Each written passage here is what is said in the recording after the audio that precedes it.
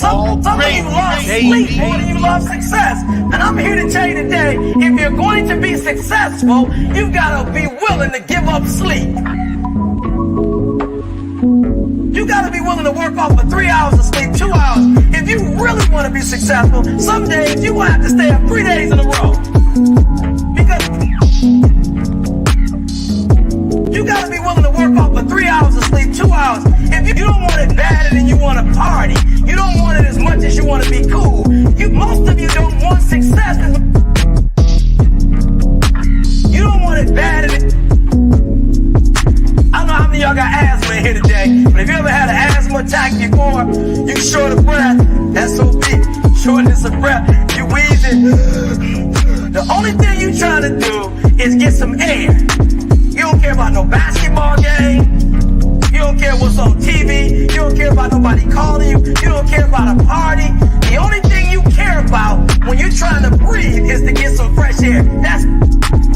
I'm not eating like I eat at home. That's why you're about to go to the next level. Because if you keep eating like you ate at home, you'll keep being a boy or a girl. It's time to become man, woman.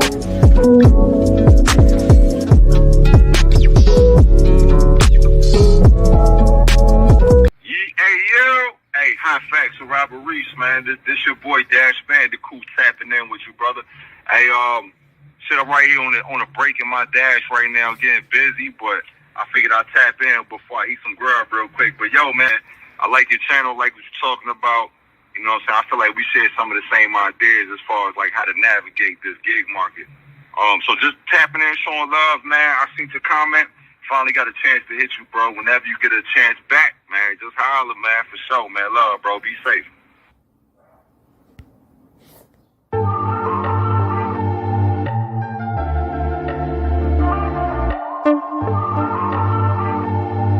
All gravy, baby.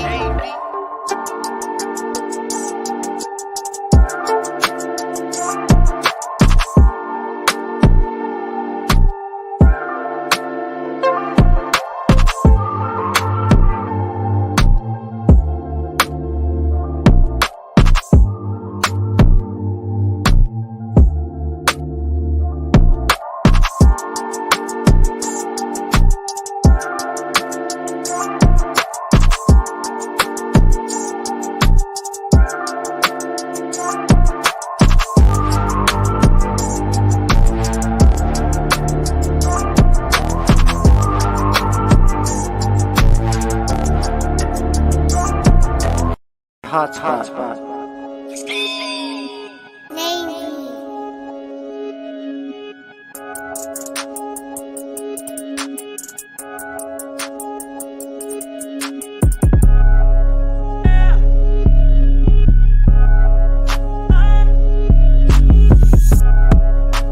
Hotspot.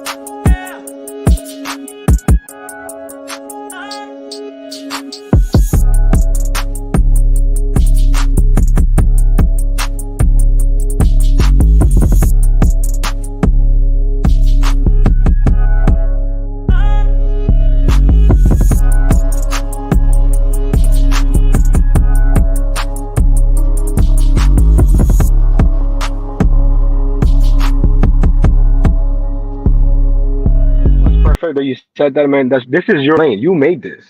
This is your baby, and you're gonna see it through. You know, that's great. When Dash Bandicoot told me about you, and I'm like, I've never heard of this man before. But if you're if he was like he basically told me he would follow you to war if there was a war. I'm like, I gotta check him out. I gotta check him out. You know, and that's how I started watching your channel. This guy, he brings the energy.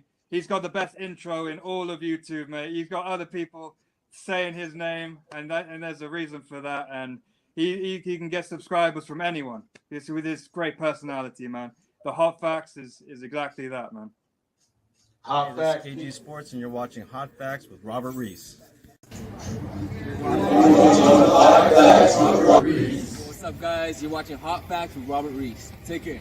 This is Isaac Henderson, and you're watching Hot Facts with Robert Reese. What's up, guys? I'm Sean Barubi. This is my boy Vargas, and we love watching Hot Facts with Robert Reese. You're watching Hot Facts with Robert Reese.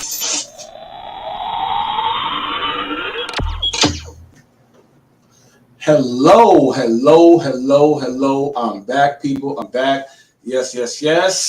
Told you guys. I hope you guys did enjoy Hot Facts with Robert Reese at 2 p.m. today, people. For those of you who don't know, there's a show called Hot Facts with Robert Reese, and that show is on 2 p.m. to 3 p.m. That's Pacific Standard Time, and that is 2 p.m. through 3 p.m. Once again, that is Pacific Standard Time. It is a midday show. Hopefully, it's at a time where many of you guys can go ahead and catch that and do all of that great stuff. So as of right now, you guys know, I told you guys that I am coming back. I have a slew of interviews that are lined up. People, the book is pretty much filling up. People, I'm a sales dude. So if I see empty slots, I got to go ahead and fill those things, okay? So they are here. As you see, Jonathan Rivers is here in the building, people. So this is Hot Facts Interview. For those of you who may not know, if you guys would like to see more interviews, you can actually head over and type in on your search engine, any search engine. It does not have to be YouTube, people. You can type it in on your search engine. Just type up Hot Facts Interviews, and they bring up every single one and all the ones that are up and coming. So it'll bring you up to date. Now, this interview today, people, is a really another special one for me. So it's another one, people. I'm going to be trying to kill you guys with the special ones because the special ones have the most knowledge to me personally. That's why I have them here. No disrespect to everybody else who I know, and you know, when there's time to share certain things, I know who to bring, and that's all I'm saying there. Okay, so right now, people, without further ado, this is Jonathan Rivers, people. Like I said, he is an entrepreneur, an engineer. This dude's a drone operator. This dude's a referee. This dude is a mentor, and people, this is, you would say, okay, my brother, his friends. We're 4 years apart. So when you're 4 years apart, people, that's mentorship right there. So that's what my qualifications are. You got to at least be 4 years. You got to be born in the 70s first. You got to be born in the 70s first. I'm 82. You can't be in the 80s. Can't be in the 80s and be in the same. No. You got to be born in the 70s. Okay. So right now, go ahead and introduce yourself to the people.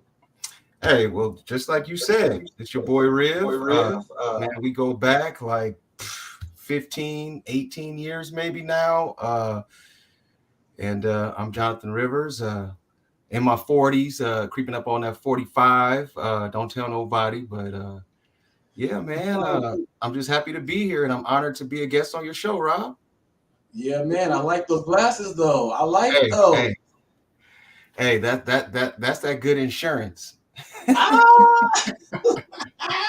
Hey, when you get that job, you gotta check that PPO and get that flex card spinning. You know what I mean? Yes. You gotta go ahead. Ooh, yeah. He said, "I'm going over here." You know how they walk in and they try to show you the other. No. I don't want to see that. No. Yes. I'm going over here. I'm going over here. Let me know what I can do over here. Like, hey. I don't want to go to the sales rack. Hey, take me to just let me walk around and let me pick out my stuff, man. Right. How was your day today? Oh, great day. As usual, busy. Just got a new position with this software company. It's an MES company, and they build software for major manufacturers who produce mass products. So, for example, some of our clients are Lockheed, Boeing, Honeywell, GE. We got a couple of shipping companies in the work, but it's a good company, great opportunity. I really like it. I've only been there maybe 3 months, but brother already got a raise and a promotion, and you know, with that comes more responsibility, longer days, putting in that work, you know, so you can be successful. So with that, and then just, you know, hey, when I come home, I got to flip the hat, get into daddy mode, and you know, do what I got to do. Yeah, man, my man said he got in there. Now, one thing I want people to know, that when you come into certain situations and you have experience, that doesn't mean you're going to come in there and then, you know, that's where you are. Once you get in there and the door is open and the first opportunity to where you can actually show where your level is, that instantly goes onto the recognition board, people, and that's how you just move up fast. It's pretty much not playing no games, and it's you are not reactive, okay, people. You are active. You are Proactive. active. You get super proactive. You are right there, and that's what you got to do. And most jobs, people, the people in the positions are the people that can they're there because they can make decisions. And when you got to make these decisions, people, you got to be able to do it quickly and sharply. And once they see that you actually can do that stuff, they'll just put you on I call it the fast track. Yes. I call that the fast track. So brother totally just got in there, got that promotion, got that raise real quick, and now it's just it feels good. It feels good. It's just you know, feeling my way, and like you said, I got a lot of experience in the IT field, in the IT area. It's just getting in there, learning how each organization does their thing, and you applying your skills, your knowledge, and just applying it to the way that they operate. right. That makes sense. Exactly. And I'm gonna tell you this, people, like you guys see that I am fully detailed and I follow a structure on everything I do. Let me tell you this: when I was growing up, he used to have a sign in his house that was over the door that said 16. Oh, you remember that? Okay, people. So you gotta bring in that 16 is right there, people. That's you gotta, and that was real big to me when I was younger, because when I'm going through all this stuff and I'm reading all these books and getting my Microsoft Gold and all, you know what I'm saying, doing all that stuff, I'm just getting those certifications, taking those, not really understanding. I'm just doing this so I can get on that sales floor. So all I want to do is sell. But when you're sitting and you start seeing all the little stuff that you read in these books, you know what I'm saying, put stuff here, do all that stuff. I used to see that stuff, people. So a lot of the older dudes don't know. People pay attention, man. People pay I agree with you. And it was an Excel spreadsheet that I had in my apartment on the back of the door. So every day that I left, I knew that I had to make this amount of money so that I was able to sustain that lifestyle, and just check the box every day when I left the house. Yeah, Rob. Yeah. And I'm gonna tell you, people, what the lifestyle is. People, the lifestyle is listening to Slum Village, going to after hours, hanging out. People, you go from the pre-club to chill to the okay. We just go be here for a little bit. We go here. Then we got the after hours. Then you hit Woody's house. And then, people, it was, and to have that lifestyle, people, and then it's getting together and chilling, people. Now, he's done a lot of things. He flies drones, but let me tell you this: before Russell Wilson was Russell Wilson, there was a Jonathan Rivers, people.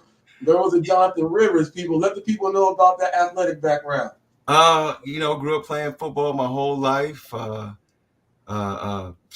From Pop Warner all the way through high school, a little bit of college, nothing major on the college level, but then found my passion again when I turned about 30, 32 with the adult flag football, and did that till I was about 40. Rob was on several of my teams, had a good time. Rob's a great athlete. And to mention, not to forget, or we have to mention, our annual Turkey Bowl games that we used to do at the park right there, Cherry Park. And a lot of fun. So love playing football, and I'm very passionate about it. And with that, as I get older, I realized that, hey, I ain't got it like that anymore. So I coach. I have a daughter, but I still just coach teams. I probably coached, I don't know, maybe 4 years, different flag football youth teams. And now I'm venturing into the refereeing field. I'm working towards getting my CIF credentials to referee CIF games in South Orange County. And got a big tournament coming up tomorrow at Newport Harbor High School, and then some other tournaments at Edison. And hopefully by the fall, I'll be doing JV freshman as part of the first year program of it. And then after that, if you're good, you know, you can get picked up on a crew and start doing varsity games. And I love it. It's interesting. What I find the most interesting are the parents. I have to say, man, wow. I've never been called "you suck" so much in my life. And the parents are the worst. Just in my refereeing over the summer with these flag football leagues, the 4 verts, the 7-on-7, some of the best schools in Southern California, from the Boscos to the Mater Days to the Stars Academy program. The parents, we threw out more parents than we threw out players. And I had a group of parents, you know, I'm playing the back judge, so I'm in the end zone, and you got parents lined up, you know, closer to you, or the sideline judge. And hey, you look like you like chicken wings or chicken sandwiches. I'm kind of like, hey, you make a good call, I'll get you a chicken sandwich from Chick-fil-A. You look like a Chick-fil-A guy. Another parent chimes in, nah, he's more of a Church's. I'm like, what's going on here? Yeah, So, that's that South County. That's that South County. Believe me, let me tell you this, man. When I was running track, and I used to love to go to Trabuco Hills for that invitational.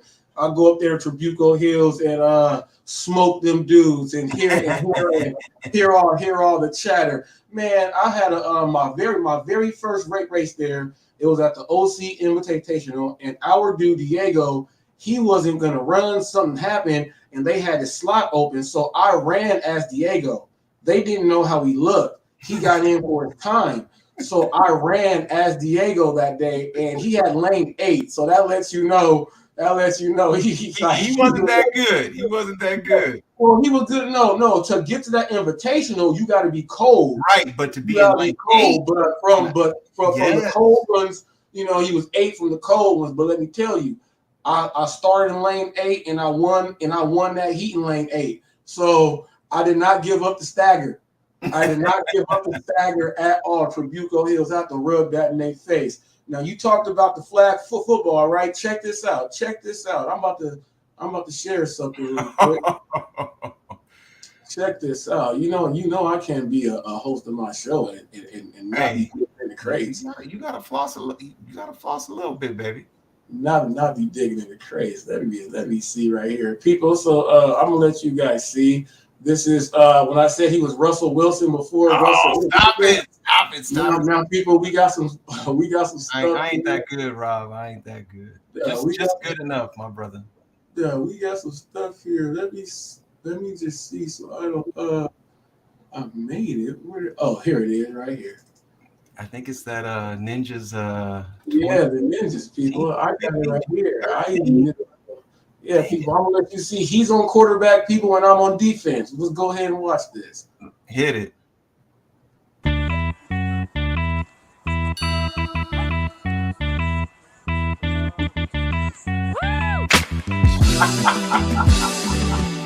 That's money. Balling, man. Good time doing that. Look at Rob on the Oh!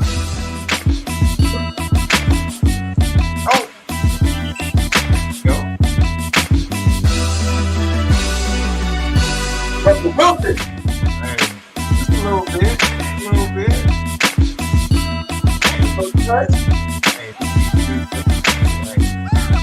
you're only as good as who you play, but hey, we beat who we should have beat. That's all that matters. They signed up, they paid their money. We came out there, we waxed them. Way too long. Look But at hey, it, people. we Look, had some look, good times, Rob. We had some what really good quarterback times. and people look. I know what.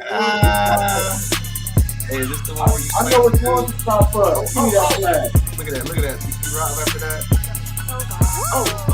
Look, people, I'm only showing all that. That's the play I'm talking about right there, Rob. Get in there, people. Yeah, good time, man. But hey, that's what it's all about, you know, that camaraderie. Yeah. What the game of football brings out, you know what I'm saying? 2013, dog, what is that, 9 years? Yep, 2013, people. That was a long time ago. I said, man, let me go with this. I broke that down really quick and I got a minute and 32 seconds out of the it's like 8 minutes or something. So I was able to I was able to bring some of that in. I showed some of that footwork, some of that, you know, I showed some of that right there. People, we used to play as Turkey Bowl people. I don't know, there's so many parks and things and gyms and went to people. They see me dunk on people, see me first when I start first getting the dunk and then start dunking on people. They saw the progression. And then I'm gonna tell you this, people, they took me to real clubs. I talked to Melon Funk about this, but they took me to the real ones. Man, it was one people where I had my shirt off, grabbing people left and right. I was having a good old time. Man. We used to get in. Those were good times. So what about the drones though? Because I remember when you first started getting into the drones, like how experienced are you at operating those things now? I'm very experienced. I was one of the first to register my device with the FAA and get my license. Hold up now, people. Okay, people. All right. What? Entrepreneur, people, referee. We got drone operator. We got everything. People, now check this out. You also got to add people. When you have to register a flying object as a plane, people, and you got to go through the FAA, he is also a pilot.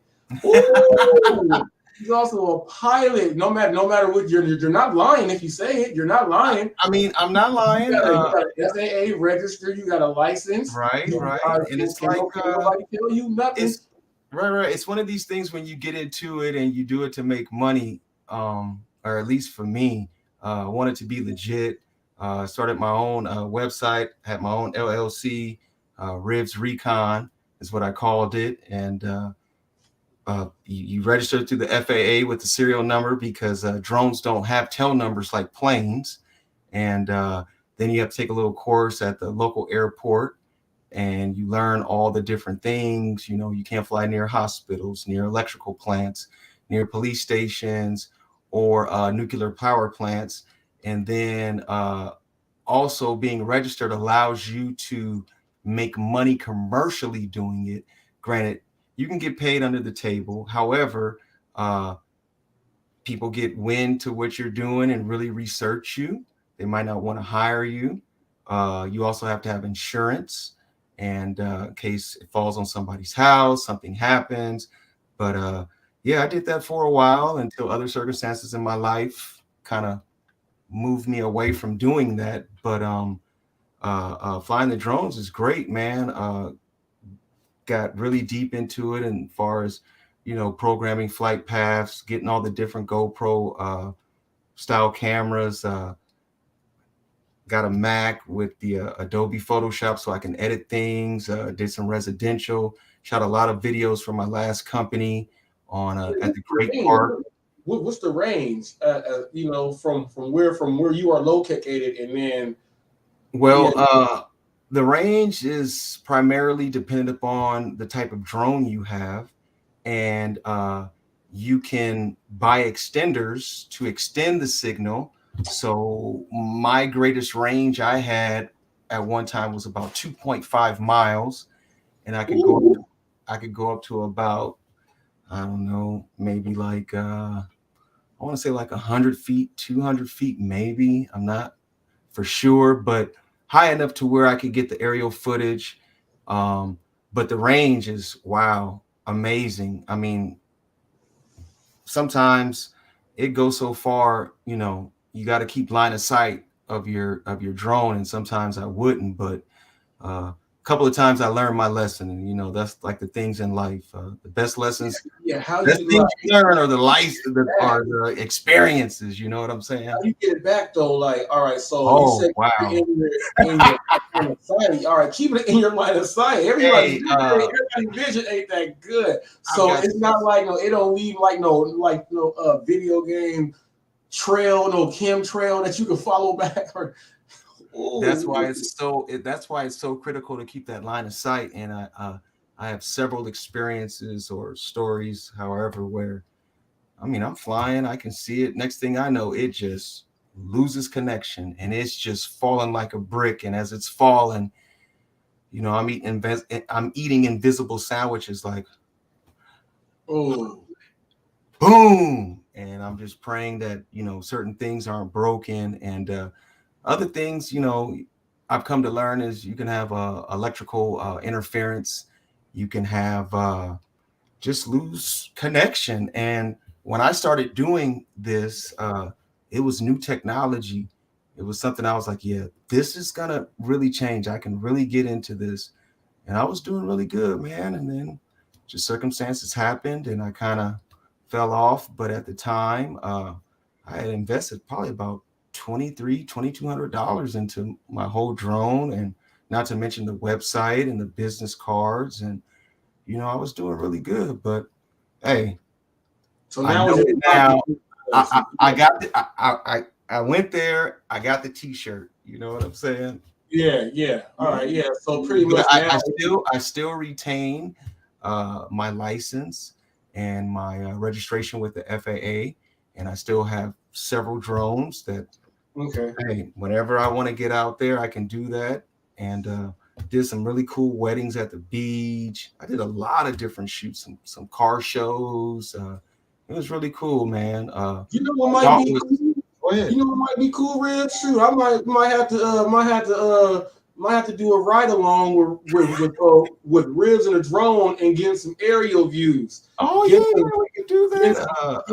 some get some aerial views of the ride alongs. No content creator out there has a drone operator that can actually that can actually get over the head view from a Yes, drone. yes. Not one of you content creators has that in their arsenal. So one of these days I might actually want to travel out there to Hey, to we the can do it, man. OC to the OC right there to actually show them how the neighborhood. You can actually show someone how the neighborhood looks from Yeah. the aerial from up top, and then see from the car. So people, yeah, you know, you put things together, you get people in the right places to make things happen. All right, people. That Hey, is and so hard. I even think I'm the reason why my HOA now doesn't allow you to fly a drone in the neighborhood, because I used to fly it all the time. And something cool I think we could do is maybe ride bikes or skateboard, and the drone has the capability to sync with your smartwatch and follow you, and you can Oh wow. program it to stay at a certain speed, a certain level, and a certain distance. So as we ride, walk, whatever, the drone is going to stay at that altitude, at that distance, and just film as we go. And we can turn, it will pivot. It's pretty cool, man. It's pretty cool. But anyway. No, that's cool. That's cool. Just having like, you know, you go to a party, you know what I mean. You go to a get together, you know, Rita take you. You gotta come over here. You don't want to go, but you end up going, right? And then all of a sudden, your drone experience kicks in right there, and it's cool. It's yeah.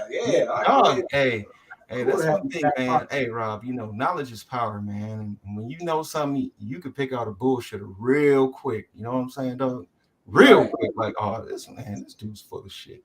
But anyway, So people, we got IT people, we got IT, we got FAA licensed people, we got a FAA licensed people. This dude doing his thing, and then you heard him say HOA people and drone, and then you heard him say, you know, you got to have the insurance for the drone. Okay, HOA. Now I do know you want to go ahead and chop into some homeowners insurance. We'll go ahead and get into a little bit of that. and just a little bit. Now, you do have a family. Let the people know about your family life. What you got there in your package. I've got a wife and a daughter. Been married. I better get it right. So I think I'm coming up on my 16-year anniversary of being married. My daughter will be 9 next month. And I tell you, as you know, hey, becoming a dad, it's a hell of an experience, and it really changes your focus and mindset on things. But yeah. So I got my family, and so my story to that is me and my wife were together. We bought a home when my daughter was about 2 years old, 2.5, moved into this home. Everything's great, no problems. Homeowners inspection, no problems. And so February 17th, 2017, we're watching a movie downstairs, and me and my daughter make a tent, and we're just laying on the ground with the fireplace going. And I'll never forget, we were watching Shrek, and my wife goes upstairs and she's like, "Hey, I smell something burning."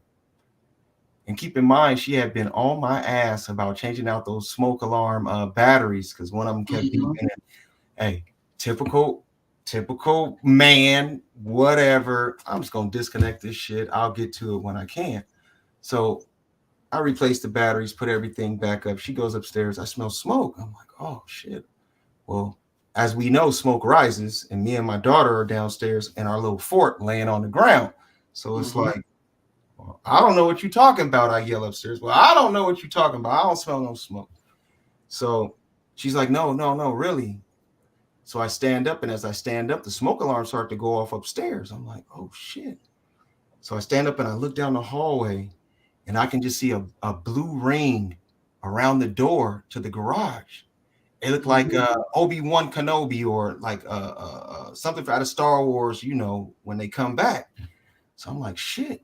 So I go out to the garage, I open the door, I look to the left, I see the water heater, and I just see a flame running up the copper piping. And the flame is just, running along. I'm like, oh shit.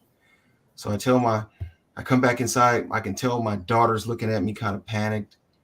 I'm like, hey, go upstairs with your mama. I go to the kitchen. First thing of water I see is the dog bowl water. I pick it up. I go back to the garage. By this time, it's only been 7 seconds. One side of my garage is completely engulfed in flames. And we had put in storage racks in the upper portion of it so that we could store more stuff. And things are catching on fire. It's cardboard, it's plastic, it's flammable. So I take the dog bowl and I throw it on the little flame, and the shit is like, yeah. So I come back in the house, and from there it was just panic mode, man. And my neighbors are banging on the door. They grab a water hose from the front. They start spraying down the garage area. When I come back in the house, I hit the garage door button to open the garage, and I had a garage door opener that you hang in the center of the garage that's on a belt. It's on a plastic or rubber belt. So the garage door opens. The girls are getting out the house. She's like, grab my keys. I'm like, fuck those keys. Just call 911. And I hop the fence. I get a water hose. I start spraying from another angle. Now the fire is just getting worse. And be it that belt was rubber, it burned and the garage door closed. So the perfect elements for a fire to spread. And we sat out front of the house and watched the house burn. And we lost everything. And when I say everything, we lost everything. We had a storage unit for about 7 years that had all of our personal growing up items, things we couldn't fit. That's why you have a storage unit, in my opinion. But and photo albums. I had a collection of about I don't know, 2,000, maybe 3,000 Hot Wheels I started collecting back in '98. Photo albums. The fire spread from the garage to the upstairs bedrooms, burnt through the floor. Good thing my daughter wasn't in the room, because it went through her room, went through the guest room, and whatever the fire did not burn, destroy, the smoke damage did. So with that, it started a whole nother path with life and an experience that, you know, somebody gets in a car accident. Hey man, you ever been in a car? Yeah. Hey, this is what you do. You just call your insurance, you pay your deductible, and you good. And you pick where you want to take the car. But there's nobody I could call or reference or anything. Like, has your house ever burnt down? Have you ever lost anything that you know? So it was a big learning curve, and I thank my wife and love her tremendously for getting us insurance that was more at the time. When you're signing up and you're looking at the plans, you're like, oh, that shit ain't gonna happen to me. We ain't gonna have no fire. Man, as you know, Rob, I'm a normal dude, and this shit can happen to anybody. And yeah, because the ones that they is typically earthquake, flood, or the tsunami or the nuclear thing, right? yes, and fire is on there, but you know, you looking at, hey, I just got this crib. Maybe I can't afford this. You know, like when you go to the car wash and you get the gold package, you know, I'm just gonna go with the bronze right now and kind of grow into my payments or something. But my wife was very smart about it, and we had some great insurance coverage and whatnot. But yeah, man, just losing everything is good. So you guys have the good, and you got the dwelling with the other structures. We also had a gap insurance, which all right. on our vehicles and the house, which it's great because everything that burned up in the fire, from my clothes, our shoes, my Hot Wheels, my Playboy collection. I had a lot of mementos, so many things. The insurance company will pay you the cost of what it is when you bought it, and also what its value is to now if you have the gap. If you don't have gap, they're just going to pay you what it is when you bought it. Having the gap allows you to do both. So you're saying the actual cash value to replacement costs? Yes. Replacement costs, and then if something goes, all right. So if something, all right, if something is a little bit more, then you can get the extended, probably like extended replacement. Yes. So, I mean, I had a Mac tower outside where I did my editing for my drones, 42-inch TV, all my paraphernalia from just collecting over the years, all kind of things that you don't even think of. But based on the type of insurance we had, they covered it. However, she thought about it. Hey, I give her mad props. We even had the type of insurance where they paid for us to live somewhere up to 2 years based on our policy. So, and they have to give you like for like. So we're in I think it's a 1, 2, 3, 4. So we're in a 4-bedroom home, 3 full bath, yada yada yada. So the insurance, excuse me, has to pay for like for the rental while your house is being rebuilt. They also have people that they work with, that they recommend that you utilize, because the insurance company and the remediation company who comes in, tears down walls, also packs all of your stuff, puts it in storage at their facility. We have that option, or you can work or go through somebody else. It's up to you. But that's where the game comes in. That's where they get you. That's where these insurance companies. So we have Nationwide, or we had, and you know their jingle. Nationwide is negative. Let us know. Okay, so the first thing that I experienced was, which I thought was like, what the is, they call them ambulance chasers. So there's people out there who, I don't want to use the word pray, but they do pray. they have a connection with the fire department or something to where they know who's had a house fire. And the very next day I get here, I've got 4 cars out front with these dudes, all with literature about filing a claim against my insurance in case I'm not able to retrieve all the money that's owed to me. Oh, wow. That's kind of like people. Let me tell you this. I'll put it in plain. There's some people that have not owned the house, so they can't relate to this. So I'm going to relate to the average American people. If you ever get arrested, let's say you get to a fight at the club or something, they send you to jail. When they release you, people, you're going to get a bunch of collateral from bail bondsmen and lawyers. How do they all get you just like that? That's the exact same thing, vice versa.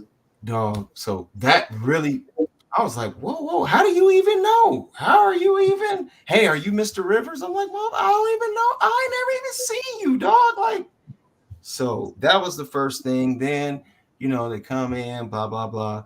So months go by. We're working with the contractors that the company has recommended. And our storage unit, so all of our belongings that were able to be retained, they take them to this facility. They have a special process where they clean your couches or whatnot. And the fire department did a great job because they covered things. And that's another part of a house fire. Whatever the fire doesn't kill, the smoke and the fire department will, because you have smoke damage. It goes into the wood. You can't clean that shit out. It's got to be replaced. And if the water, it's got to be replaced. So with that, we had a lot of items that we were able to save, blah, blah, blah. And they take them to a storage facility. So my wife goes down because she wants to get things out and also condense things and just us get rid of stuff already. And we see my daughter's frozen playhouse that I had just put together in December for Christmas. Remember, this happened in December. And we also see some other items out there. And this is her testimony, but I'm repeating it in just that she's like, hey, what's going on with this stuff? I didn't ask for this to be removed. I didn't ask for this to be, oh, well, we didn't think you wanted it, so we were just going to take it and just give it to somebody. We didn't think. How did we even? So with that, come to find out later down the road that they stole several pairs of my sneakers, some of my wife's jewelry, my daughter's toys. And that was like, oh shit. So that happened. Then we're working with their contractors and they're coming to the house. They're giving us estimates to do the work. We're telling them that we want to, do some additional things, blow out a wall, put an island in, do this, do that. Mind you, by now that happened in February. By now it's August. Weeks, days, months are just, a day felt like a week felt like a month felt like a year. So they're dragging their feet, they're this, they're that. They come back, all right, we can do the repairs for this much, this, that. I'm like, dude, you want $18,000 to run a gas line, this, that, because now me and my wife are engaged. We're starting to understand. We're starting to get bids. We're starting to, what the real cost is. And this dude comes back with like 18 grand to do like 2 things. And we're like, something ain't right. So I call him to the carpet like, hey, man, we get on these calls. We've been on calls. You're dragging your feet. What's up, man? So they go to start the work. Oh, they pull the wrong plans from the city. Oh, plans. So they're starting to do work that is not what we put from our personal architect, because there's things that we want to do and the insurance company provides you an architect to put it back to exactly how it is. But we hire our own architect, a good amount of change. Yeah. And we submitted those to the city. Let these gentlemen know these are the plans. This is the architect. You pull these. My wife comes by here. They're working off the plans from the company. So we have to halt work. I'll never forget November 7th, 2000. Now, did you pay something to the other dude already and then have to halt work? Yes. And then you have to come out, all right, so man, it cost you. So with that, we stopped work. Next thing I know is January. Next thing I know, that was August. It was November, August then November 7th is when this dude started working. We tell him to stop. And the house sat for a whole year because the insurance company, they're going to send you a representative to come and analyze the house. And they use a software that measures and compiles the data based on the square footage and the repair that's needed, and they take measurements. But the problem with this software is that you can measure it to be, this many, it's 6 feet 2 inches, but they only sell the wood or whatnot in 7 feet. So you're going to have an overage or this and that. And that became a big problem. So he flew out here. We met him. It took him 2 months to come back. Then it took him to come back with an estimate. His estimate to redo my entire house, paint, everything. I had to have every trade, was $248,000. $248,000. Mind you, he had on there to paint the outside of my house at $1,200. He had on there to replace the cabinets $16,000. Just the shit was just I'm gonna tell you this. Where all of that cost come from. This where my background kicks in from. So my home energy company that I was one of the sales generators for. So when you get there, so we would ask, when people are trying to get solar, they're trying to get the roof replaced, solar, the fire coat, the text coat paint, yes, the text coat paint. You gotta get the fire retardant roof. So they're gonna go with all this stuff. Now let me tell you this, people. When let's say if someone just calls in for a roof, I'm gonna just give you guys this. They can do a roof for like 15 grand. They can do a roof for like 15 grand, but no, they're gonna give you the 40 grand quote. Okay, they're gonna give you the 40 grand quote for the roof, right? So, but let me tell you this: that 40 grand, people, that they're giving you the quote for, the company itself is not doing the work. They have a contractor that's gonna go and do the work for them. So they're making theirs, and then they're going through them. And that's when they come through me, people. I'm the person that he has to talk to, and I'm the person that I got a guy out in your area right now, which he's not. He's not. I got a guy in your area. I got a guy in the area. I got a guy in your area right now. I can get him there to you within the next hour. When's your wife gonna be home, or is she home with you? Because you can't discuss none of this stuff without both people being home. Now, when the person gets there, when we send our sales rep, we'll figure out which sales rep is which one is hot, which one has been needing one. So right now we would send someone experienced because of a fire. Now you can get the full package. There's the roof, there's the windows, there's the HVAC, there's the wiring, there's the whole house fan, there's the ribs. I saw ribs, like that's what I would do. $100,000 sales.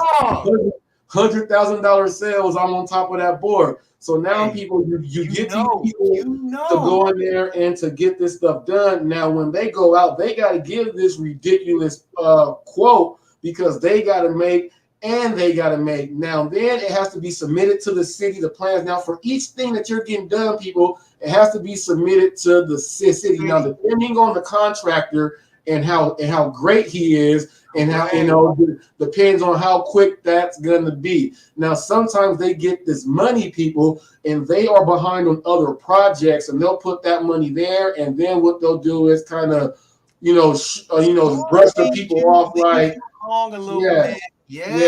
that's what they do.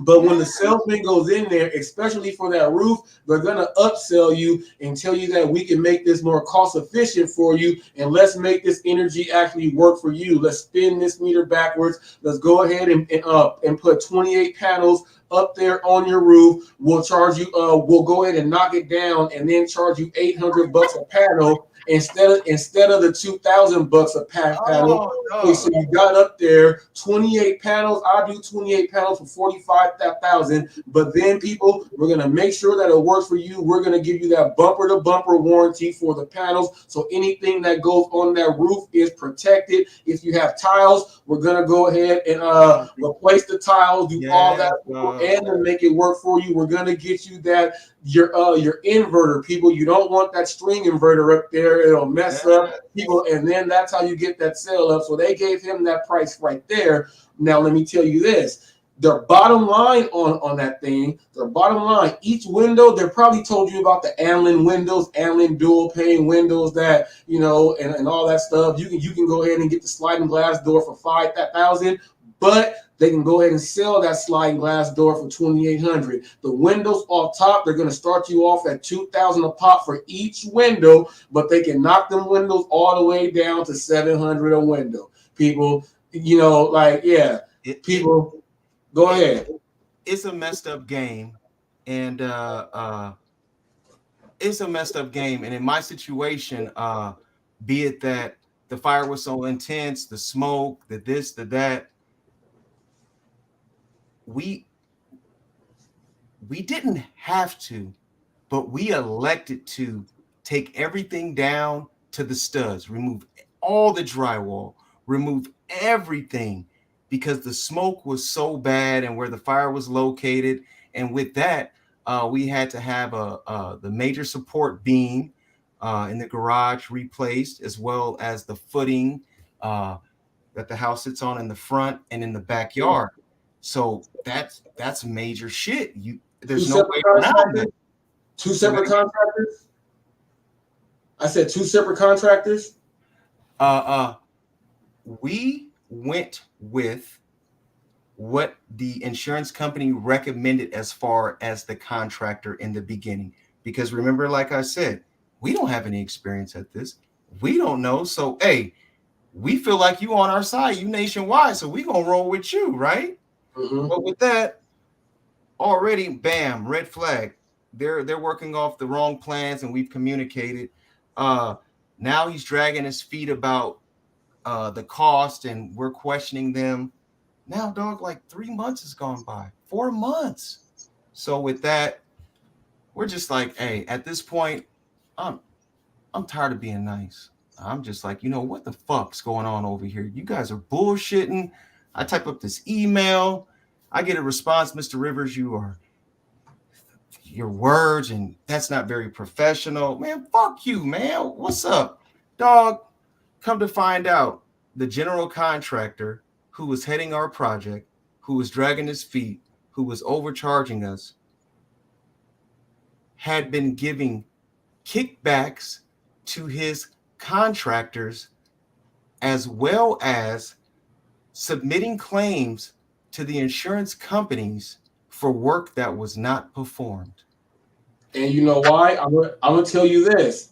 I'm gonna tell you this. Now, I told you how. All right, so I broke down how they do the thing for you send a salesman out there, right?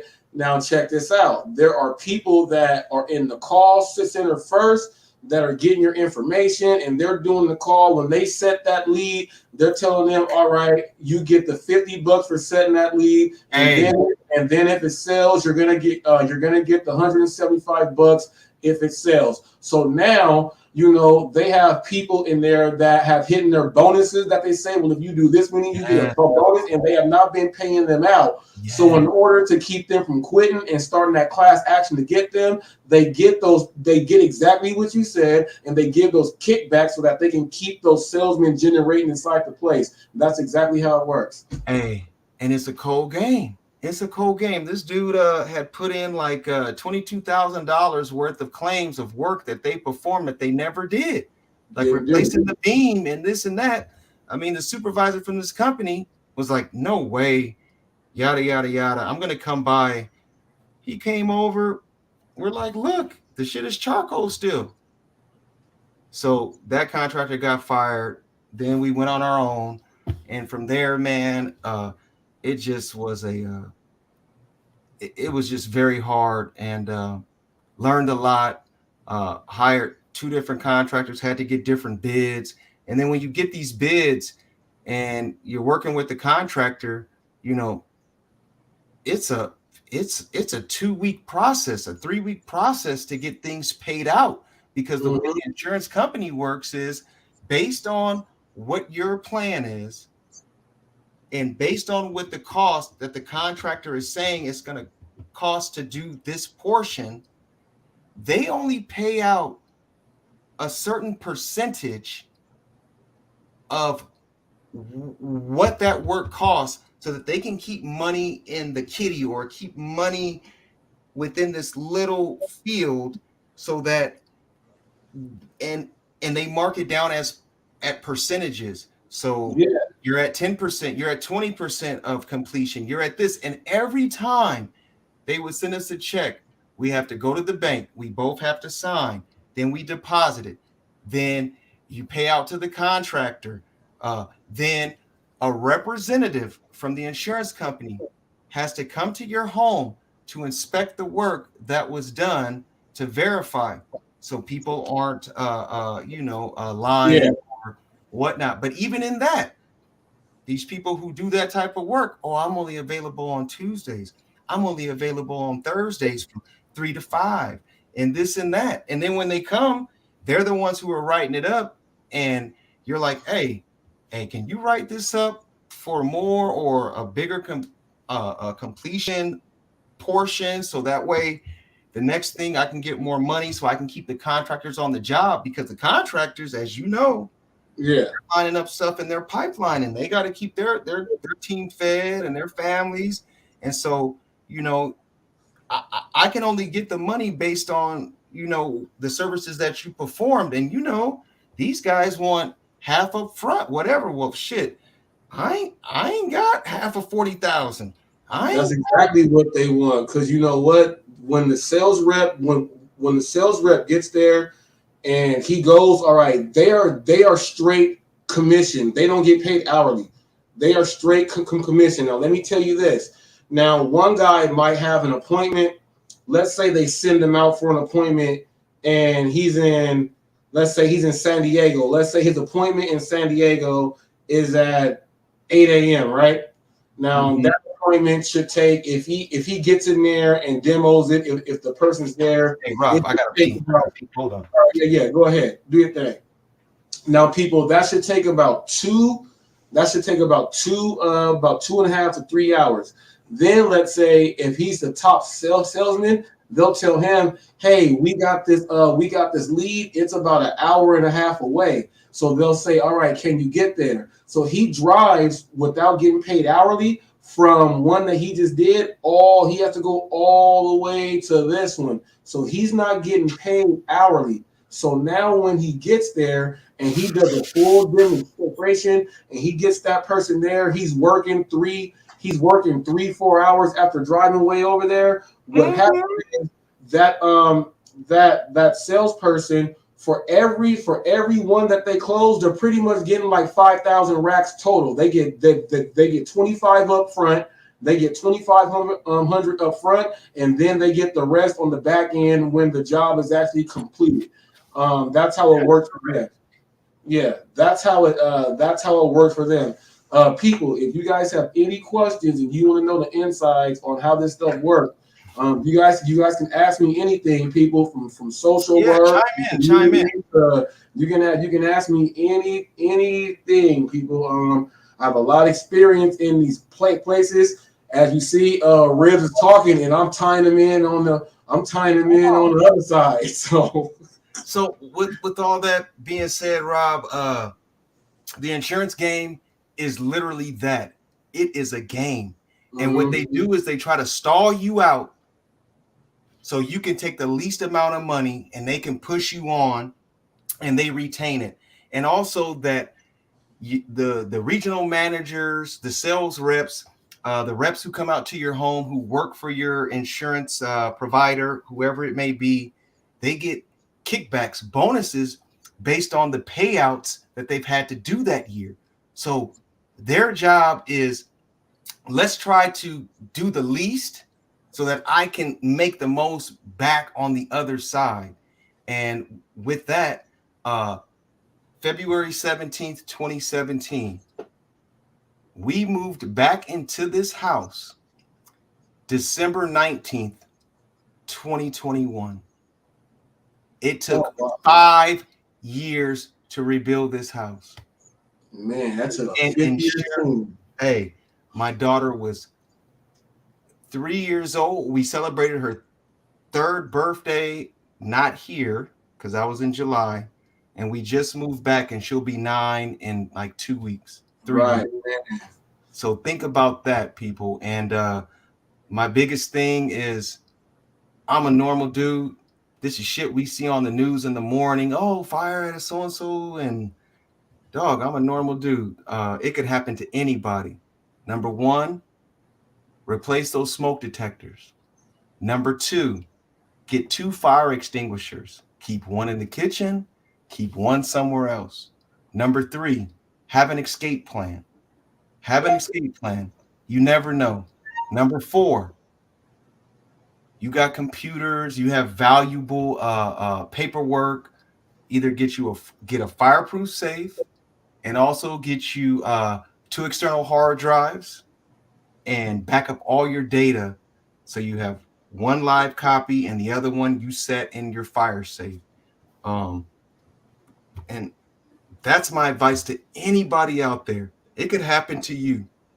It don't matter. And come to find out, the fire was due to our water heater.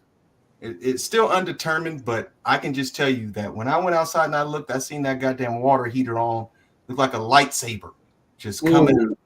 And this was something that was inspected and whatnot.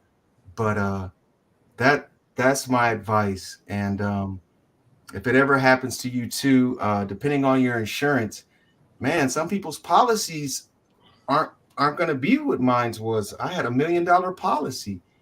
They only paid out a little under half of that policy, and the rest of the money I've had to come up with. And storage, look, they were stealing stuff out of our storage. I mean, it's just been a totally horrible experience, and I don't wish it on my worst enemy. We talking hot facts right now, and I'm just giving y'all the facts. I'm giving y'all the facts, something I know, not something I heard, something I didn't live through. We lost both of our vehicles. We lost so much stuff, man. And a lot of people be like, well, it's material things. Well, you know what? That's my shit. That's my material things, right? Yeah. And I get it. Well, all you guys made it out safe and you're alive. You're right. But you know what? I can't get back those pictures. We moved to this home to give my daughter these memories so she could have friends over. She could have sleepovers, build a tree house, all these kind of things. She didn't get to have that in these last 5 years. And also, keep it 100, suffer from PTSD. I mean, I can smell the difference between electrical fire and barbecue. If something's beeping at night, 1, 2 in the morning, dude, I'm up. Like, hey, what's going on? Mental awareness, people. It comes in all shapes. It comes in all shapes, all forms of people. Now, you guys can imagine, we watch the news all the time, like you said, and in California, people, we have, when fire season comes, there's certain areas we know, like, we hope it's good this time around, and they can just tear things down, people. You can just imagine, you're losing everything. I know how it feels to lose baby pictures and all that, having stuff burned down. You can't get that stuff back. And I got a terrible experience with public storage. I lost a bunch of stuff in public storage, and then they settled with me, right?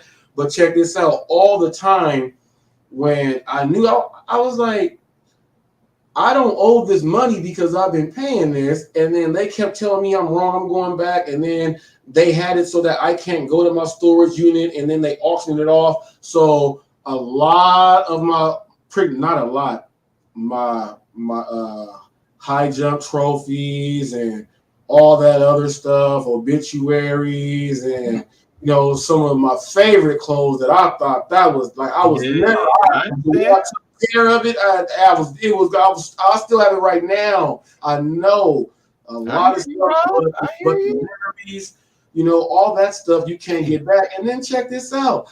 They tried to, I know how much everything was worth inside my storage. And they gonna try to settle with me for $1,000. And I was like, no, the stuff I got in there is priceless, man. Right. Priceless. Super priceless.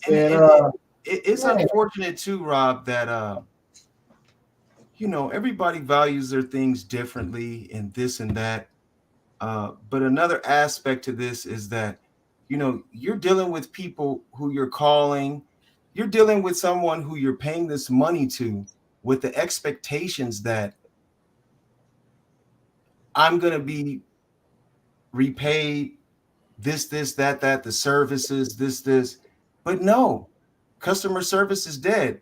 These people are pushing paperwork and just taking their sweet ass time. This is their everyday job. They don't realize there's a family behind this waiting for them to process your information. They don't realize that, the power that they have is affecting a family, and it's very upsetting and whatnot. But I don't know if you could see this, but let me see if I could kind of just show it right here. Probably not. It's blurry as hell, huh? Let me see. Yeah, it's a little blurry. Oh no, I what's that? The washing machine? Yeah, so this is the garage where we had the washer and dryer. Maybe I can upload it with this. Yeah, that is. And just some different stuff. Let's see. Yeah, I can't see that one at all. Yeah. Well, anyway, we could do that in post-production, and I can put up some photos and show some videos. But with that, man, I just hope we reach your audience. And these are facts, people. These are facts. This is something I know. That's something I heard, something I lived.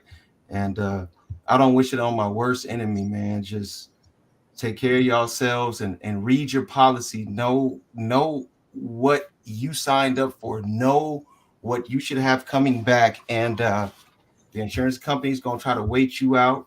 If you got the cheese to hire a lawyer or a public adjuster or things of that nature, I suggest you do that from the jump, because the insurance company, they don't want to pay you what you've bought. Hey, I paid for the gold package.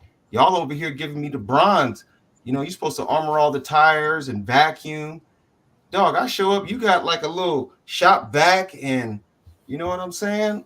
And so that is my testimony, and that is what I just want to stress to your audience.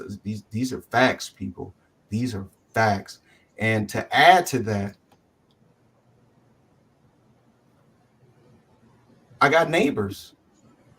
I got a fence around my property. My house looked like goddamn Freddy Krueger.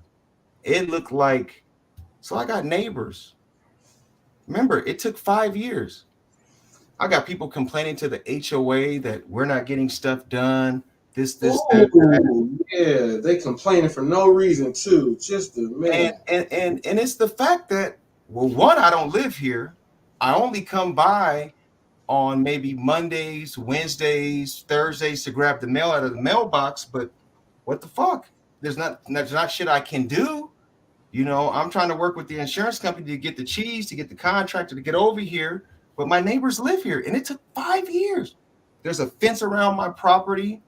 The grass and shit is as high as me. So I know exactly what you're talking about, man. Doing these deliveries, I know exactly what you're talking about. When people are trying to sell their homes in my neighborhood, and mine is an eyesight, and so with that, one of the neighbors complained. We had to go to the HOA meeting. It was almost to a point where we had to hire an attorney to defend what we were doing. I got into a confrontation with the neighbor. He's like, well, hey, what's going on? Hey, man, we're just trying to work through it, trying to get our insurance to pay. I'm being open, honest. I'm being nice with him. Well, I think you should just sell your place to somebody who wants to live here. Oh wow, yeah. And keep in mind, Rob, I've been paying the mortgage, the additional cost of insurance, school, all the other bills, a mortgage, this, and that for a place I'm not even living at. And you want to come up to me and tell me maybe I should sell to somebody who wants to live here? Man, fuck you. You know what I'm saying? My expenses just went up double. And I don't want to live here. But I tell you one thing now, though. I got the baddest house on the block. Everything's up to code, Yeah. Everything's up to code. That's another issue, depending on your insurance. If you don't have code upgrade insurance, you're going to have to pay towards the city to get it upgraded, depending on the city you live in. So that's another caveat to this discussion. So right now, you said, man, it was doing this, and I'm waiting to get get it vacuumed out. He said the customer service is dead. Now that goes hand in hand, and what we do over here, people.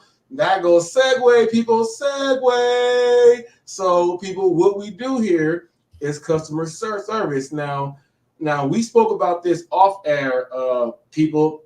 He doesn't do food delivery. They don't do food delivery. They do the grocery deliveries, people. Can you explain to them why you as a customer do not do the food delivery? Number one, I just don't trust the person necessarily bringing me the food. Pizza's one thing, but when you're doing the food and it's got fries, it's got this, it's got drink with straws, I just know when I go through the drive-thru, I'm munching on some fries. And also too, when the food gets here, or is it going to be hot? Is the person who's bringing me my food cleanly? Are they just getting my shit, putting it in their vehicle, putting it on the passenger floor? I've seen some videos with people where they got the roaches in there, or they sip people's stuff. I've never trusted the food delivery. And then also what Rob touched on weeks before is with the whole tip thing.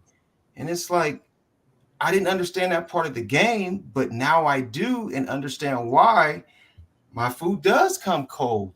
And we've done it. We did the Uber Eats 2 times. And after the second time, I was just like, well, fuck that. I'll go get it myself. It's not worth it. And 2, when I even go to get the food, you can see all these people's orders just sitting there.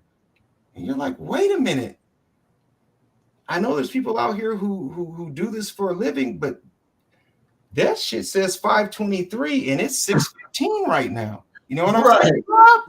Yeah. Oh, that's a good one. See, people, that's a great point that you said. 523 and it's 6:16. He actually looked at people when you go to Panera Bread and these places and they're just sitting there. You can look at the time on them.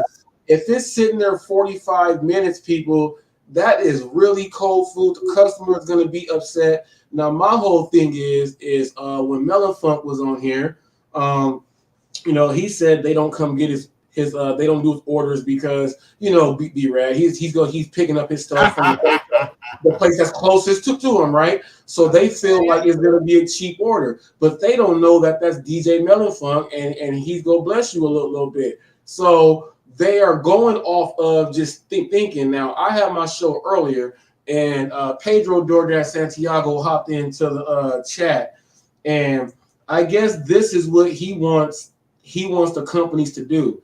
They want the companies to show the full price on what they're getting paid and show them this is how much the customer tipped. If the customer didn't tip a certain amount, they're not going to take the order. I said, why would they even do that? Why would they show you? I said, why would they even that doesn't make that doesn't make any sense. I said, first of all, to be able to see that, I'm a diamond driver at the highest level, right? I can see how much the order is, where it's going. I can see all that stuff, right? I don't get a chance to see how much the customer tipped until it's over. In order for that to happen, you would have to have vibranium stats. Rob, the whole purpose of a tip is based on the service that is provided. That is the whole purpose of a tip. It is based on the service that is provided. And we've gotten to this day and age where, in me traveling on my tip sheets, I can break out the calculator and say, hey, 0.08 this based on the total price is what I should tip. But dog, how are you gonna even? Yeah, that's fucking stupid. Like, yeah, you want to now. This is what they say. They say that if I see how much the tip is up front, then I'll give my service depending on what it is. So my question is, what separates service? So you're saying you giving great service is separated by $2? Like what's the give or take on you? Why would you not give the same service to someone else? Now, I read some comments earlier here from some customers who were saying, one customer said he uses the app to now go and pick up the food, and he used to tip $10 to $20. But what happened was they always take his food, they don't deliver it hot, they take it to the wrong address. He said he's tired of it, and he tips 10 to 20 bucks. So if you got someone that's tipping 10 to 20 bucks and they're still not doing it right, why should you tip before you get the service? I completely agree, and that is the perfect example of there's no rhyme, no reason. There's no, and I think my suggestion is, or I've been thinking about this. You should be able to, or they should make it to where you can ask, and maybe I'm wrong, but ask for a certain driver to pick up your order if they're on call, if they're online, if they're out working. Like, hey, I want Rob to do my order tonight. So that's a good idea. Actually, you know what? I never thought about that. Think about that because drivers that are not on orders, they pop up, and where you are to your area where you are, these drivers are in your area. The one that's okay, boom, I want him. So you know what that'll do? The people will say, I want that one because of his rating right there. Then and then boom, boom, boom, boom, boom. Now they kind of have it like that, how they try to pair it like that, but putting the freedom into the customer would actually go a whole lot better because the drivers that are making that money is because of you. Correct. And I know that if I pre-tip, if I post-tip, this driver's ratings, my past experience, they're going to take care of me. And also to add to that, they know how to get to my house. Right. You feel me? That is a great eye. That is great. I'm gonna bring that up tomorrow. It makes it more personable, more efficient, and more lucrative on your end as well as the customer, the end user. Hey, shit, I got you for 10, dog. I know you're gonna do me right. Hey, did you get them napkins and them fortune cookies? Yeah, I took care of you. You know what I'm saying? Yes. I like that. I'm gonna bring that up. I'm gonna bring that up tomorrow. You know what? After this is over, I'm gonna go back onto this part and run this clip back so I can share that clip on my show tomorrow, because that to me, that's like the difference between doing a taxi cab, Uber, Lyft, and doing a black car service. So, my wife's a professional, blah, blah, blah.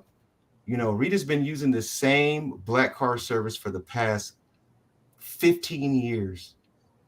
And dude, every time, great experience. And why would she switch? They provide great service. She always pays. They're always on time. They're this, they're that. It's the same thing in this instance to me.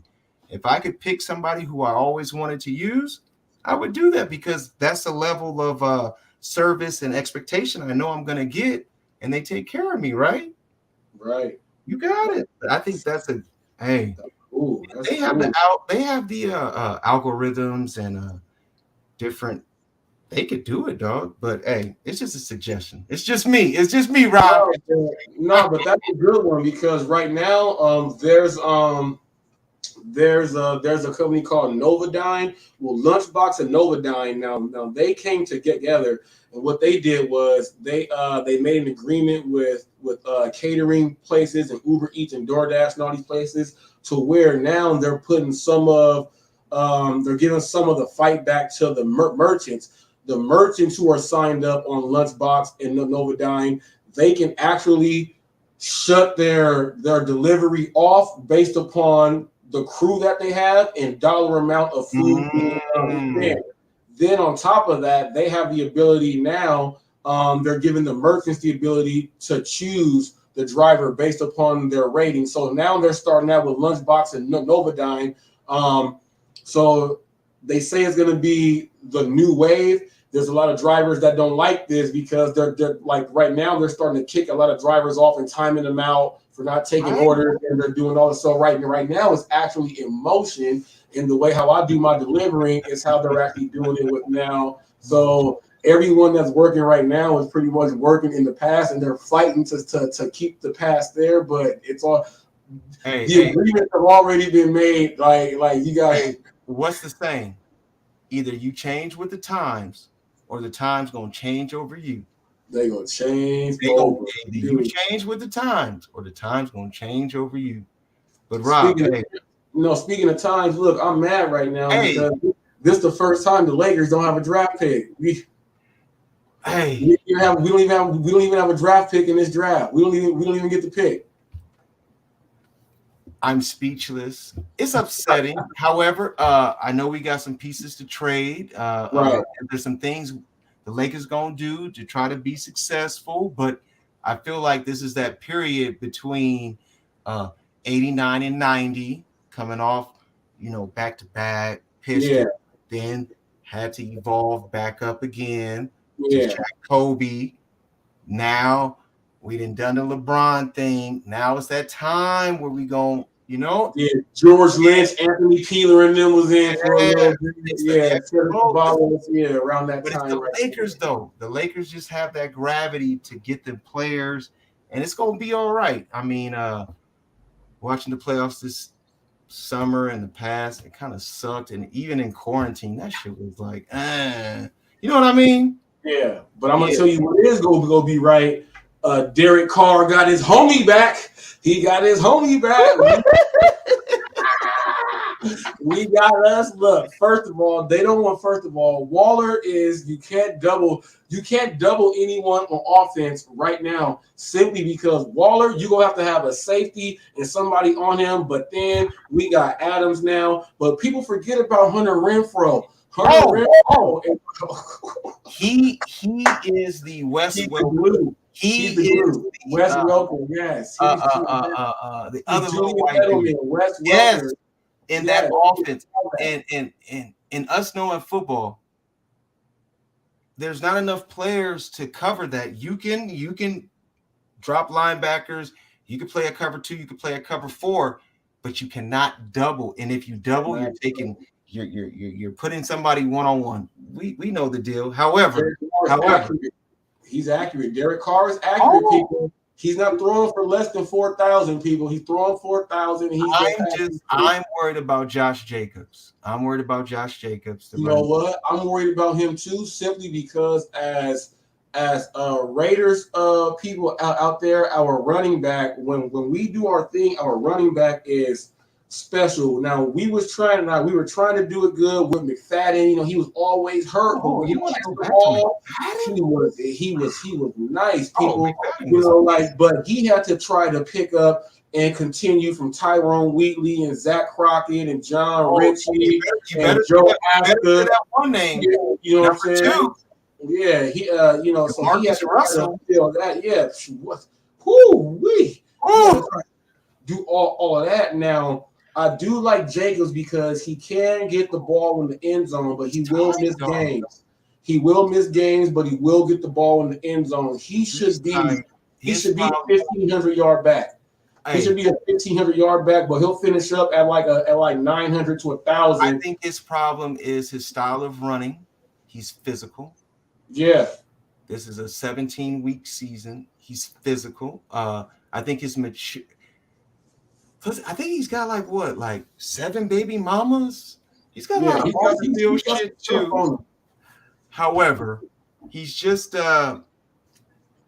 he's got to learn how to be more durable. Get out of bounds when you can. You ain't always trying to blow somebody up. This, that. Our defense has improved, but the other part though, Rob, so has our division.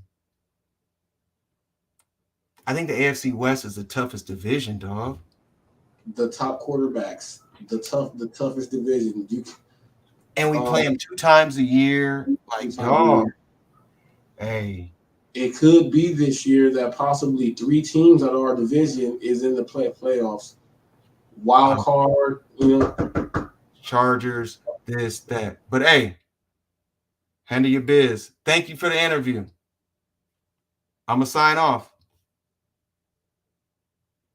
I know. I'm gone. I love you, dog.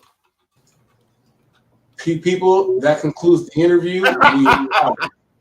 Hey. Yeah, man. See you later. I'll holler.